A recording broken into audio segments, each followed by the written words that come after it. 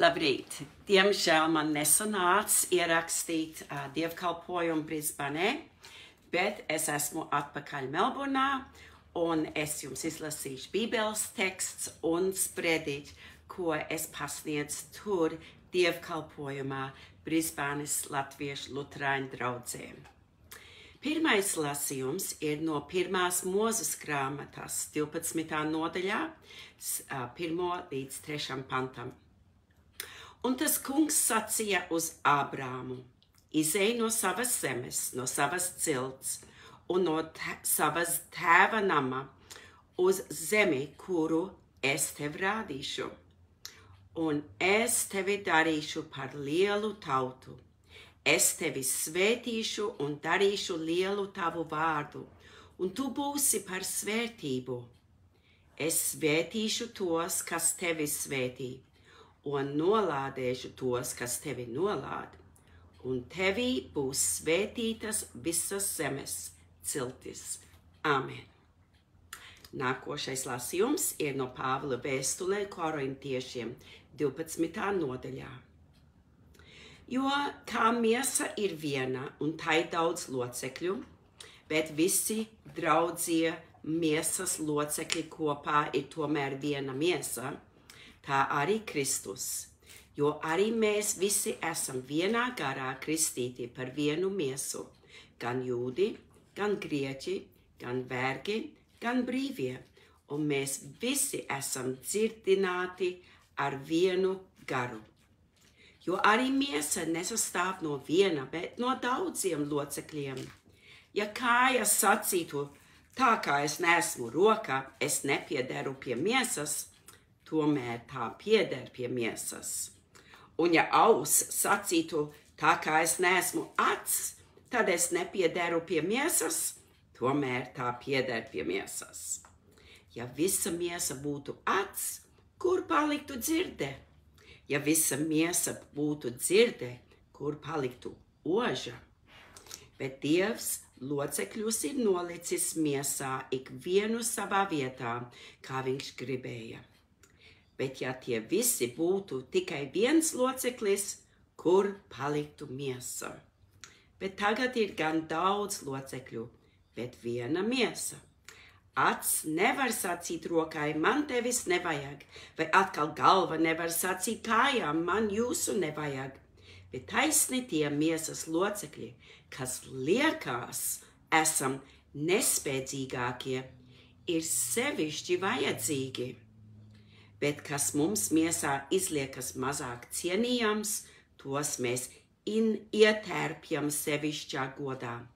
Un mūsu nepieklājīgie locekļi dabūs sevišķu godu, bet pieklājīgajiem tas nav vajadzīgs. Bet Dievs miesu ir tā sastādījis, ka mazāk cienītam loceklim piešķīris lielāku cieņu, lai neceltos miesā šķelšanās, bet locekļi saticīgi gādātu cits par citu. Un kad viens loceklis cieš, tad visi locekļi cieš līdzi, vai kad viens loceklis top godāts, tad visi locekļi priecājās līdzi. Āmen.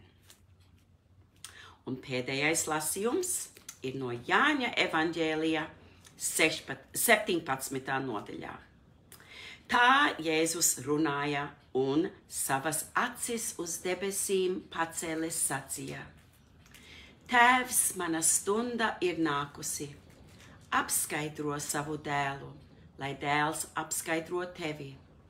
Itin kā tu viņam esi devis varu pār visu miesu, lai viņš visiem, ko tu viņiem esi devis, dotu mūžīgo dzīvību.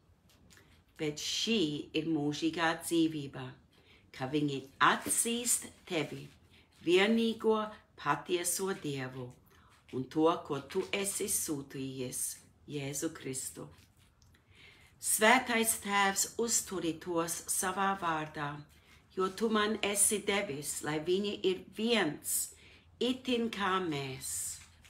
Kamēr es biju pie viņiem, es tos uzturēju tavā vārdā, ko tu man esi devis, un pasargāju tos, ka neviens nav pazudis kā vien pazudušais dēls, lai raksti piepildītos. Bet tagad es eju pie tevis, un par to es runāju pasaulē, lai mans prieks viņos būtu pilnīgs. Bet ne par viņiem vien es lūdzu, bet arī par tiem, kas caur viņu vārdiem man ticēs, lai visi ir viens itin kā tu, Tēvs, manī un es tevī, lai arī viņi ir mūsos, lai pasaule ticētu, ka tu mani esi sūtījis.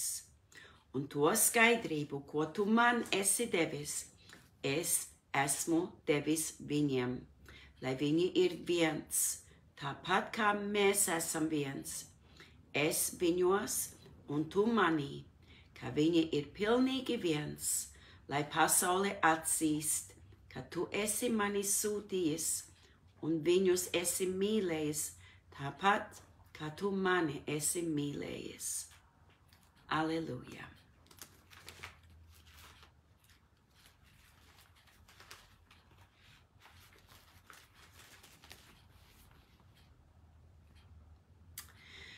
Tā vienmēr ir bijusi Dieva vēlme būt attiecībās ar mums, ar visiem cilvēkiem. Un ne tikai tas, Dievs ir radījis cilvēkus, lai mēs būtu savstarpējās attiecībās. Ēdenes dārzā mēs lasām, ka Dievs radīja vīrieti un sievieti, jo nav labi, ka vīrietis ir viens. Dievs mūs radīja, lai mēs varētu būt kopā un sazināties, runāt un saprast viens otru.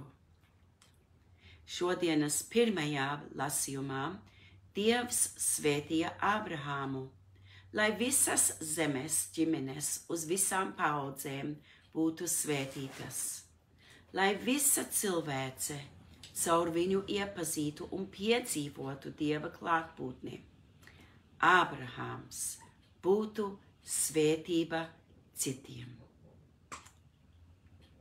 Bet arī no paša sākuma mēs lasām Bībelē par cilvēku šķelšanās. Tas nav nekas jauns.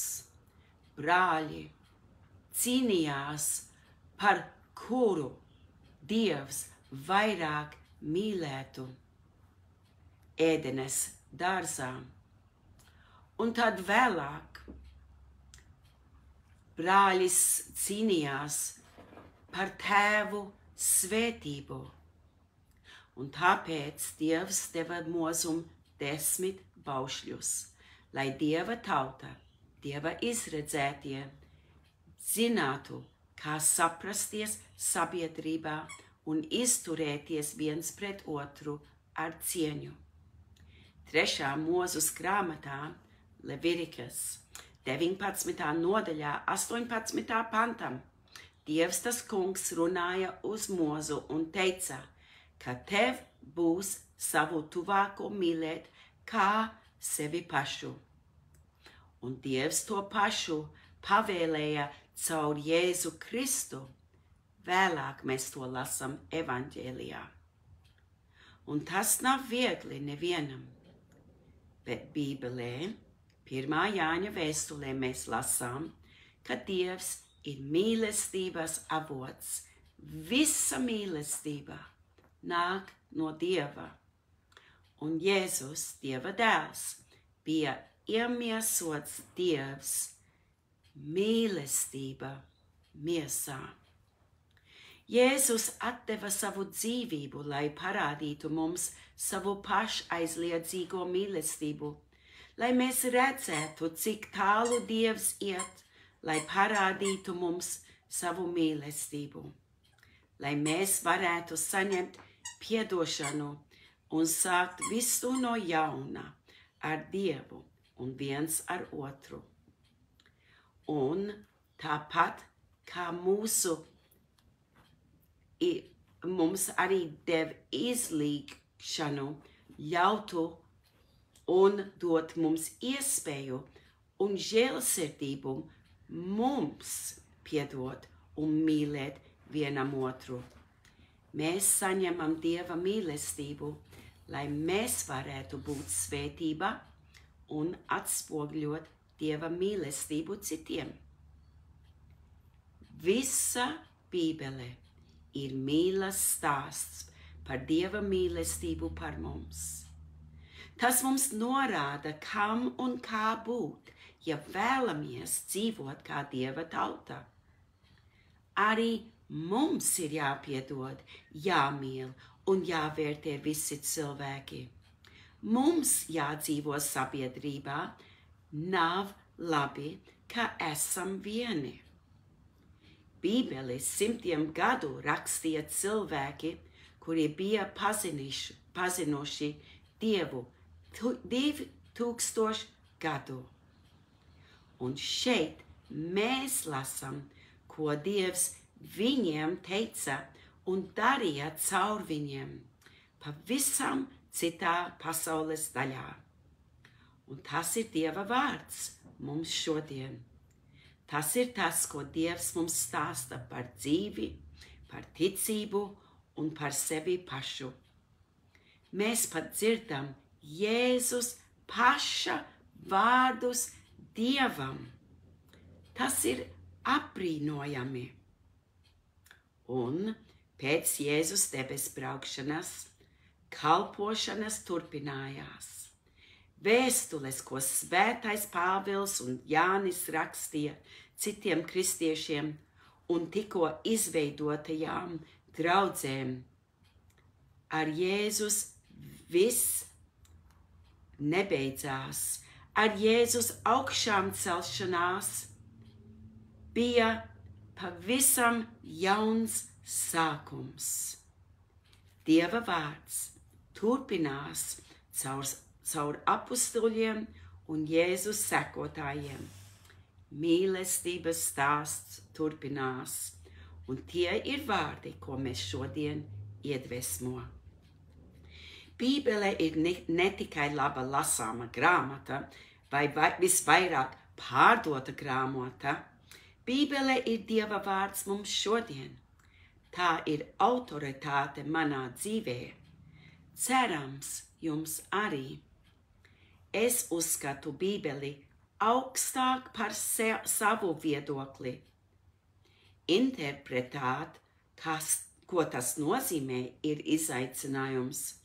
Un tāpēc mēs uzklausām arī tos, kuri ir studējuši Bībeli un zina tās 66 grāmatas autora vēsturi un kontekstu, kurā autors rakstīja.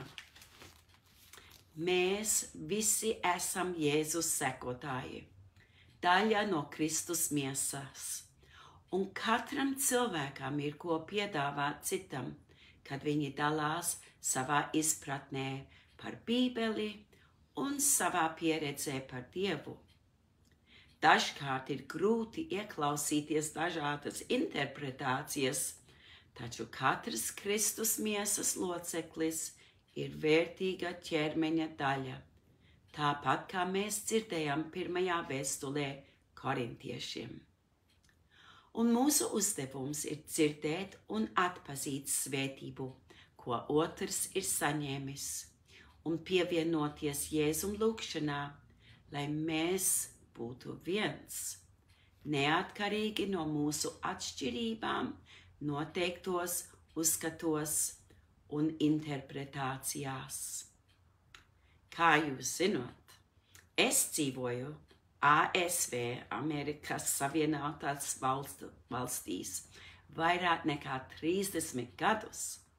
Man bija iespēja kalpot vairāk nekā 10 gadu baznīcas, un tad pēc tam, kā evaņģēliskās misijas direktora amatā sinodē, es apmeklēju un strādāju ar 92 baznīcām. Katrs no viņām ir atšķirīgs, tomēr uzticīgi dara visu iespējamo, lai caur draudzi kalpotu Dievam un savai sabiedrībai. Amerikas Evaņģēliskās Luteriskās baznīcas centrālais birojs atrodas Čikāgā, un es vairākas reizes gadā devos uz tur mācīties kalpošanā. Tas bija tik savādāk. Šāda rasu dažādība Luterāņa baznīcā bija tik aizraujoša, un tā mūzika Meksikas, Āfrikas un Āzijas tik skaista, interesanta un pievilcīga. Mēs visi pielūdzam to pašu Dievu. Un tagad es esmu Austrālijā, mājās Latviešu Luterāņu baznīcā. Ar šo iespēju kopā ar Brisbānes draudzi, Adelaidē un Melburnā un tikties ar cilvēkiem visā Austrālijā, kā ar dažiem Kanberas iedzīvotājiem. Un mēs esam kopienā ar latviešu draudzēm visur ap pasauli un arī ar Sidnejā, jo mēs esam latvieši kopā. Ja es atkāpjos savā prāta iztēlē, es redzu, kā mēs visi esam viens. Mēs lasam vienu un to pašu Bībeli, sekojam liturģijai, kas radusies Romas katoļu baznīcā, bet nedaudz reformēta Mārtiņa Lutera laikā, un pēc tam nedaudz pārveidota, lai atbilstu Latvijas baznīcai. Mēs visi lietojam dziesmu grāmatas, vai nu vecās melnās, vai jaunākās sarkanās, tuvāk Latvijas karogam sarkanās. Pazīstama mūzika gadiem ilgi, kurus mūsu vecāki un vecvecāki dziedāja, sludināt to pašu Dievu. Es brīnos par to, kā Dieva vārds patiesi ir piepildījies. Visus šos gadus vēlāk mūs svētīja Dieva vārdi Abrahamam. Kristus joprojām lūdz par mūsu vienotību visā pasaulē, pat šodien. Un mums tiek atgādināts iekļaut visus ticīgos, kas atšķiras no mums pašiem, jo mēs esam Dievā visi viens caur Jēzu Kristu. Un mēs nevaram teikt, ka mums tie nav vajadzīgi, vai ka viņi ir mazāki par cienījamiem locekļiem, un katrs cilvēks ir svarīgs. Katrs no mums ir svarīgs Dievam. Man patīk, ka mēs esam viena draudze kopā. Mēs esam luterāņu kristieši kopā. Mēs esam latviešu Dieva tauta visā Austrālijā un visā pasaulē. Pielūdzot Dievu, kurš mūs mīl, visus mīl, kā viena ģimene, Dieva bērni. Uzticoties, ka tas, kurš apsolīja būt ar mums līdz laikmeta beigām, tas, kurš lūdza Dievu, lai mēs visi esam viens, tagad ir ar mums. Savedams kopā mūsu dzīvi, mūsu ticību, mūsu pieredzi, mūsu uzskatus, visus vieno Dieva mīlestība Kristu. Āmen. Redzēsimies nākošais svētdien Melburnas draudzes baznīcā.